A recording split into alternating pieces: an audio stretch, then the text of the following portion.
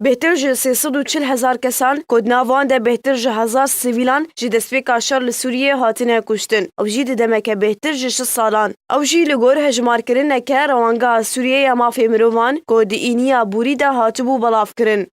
Di vê derbarê rêveberê heman rewangehê Ramî Abdurrahman ji Ajansa France Press re ragihandibû ku rewangehê karîbû kuştina 340hezar û 511 kesan bi kêmanî belge bikin. Ji wan jî 1.2600 û 17 sivîl ku di dema di navbirina 15 adara 2011 ta destpêka vê mehê em tê de di şerê Sûriyê de jiyana xwe ji dest dane. Ku ji wan jî 11,909 jinin û 18,897 zarokin.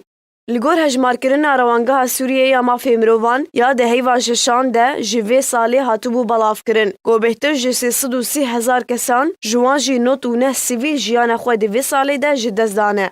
Rêkeftina kêmkirina asê şerya ku di dan û standinên astana di gulana borî de hatibû standin û tanha karpêtêkirin li 4 deverên cuda li Sûriyê karîbû bandoreke baş e. Di kêmbûna hejmara qurbaniyên canî de bibîne. Ev jî li gor diyarkirina Abdulrahman. Lê navborî herûha diyar kir ku şer û pevçûnên dijwar yên di heyva borî de li dijî Daişê hatibûn kirin. Ku rêkeftina kêmkirina asê şer ew yek li xwe negirti. Li Bakur û Rojhilatê Sûriyê hejmara qurbaniyan bi giştî bêhtir kir.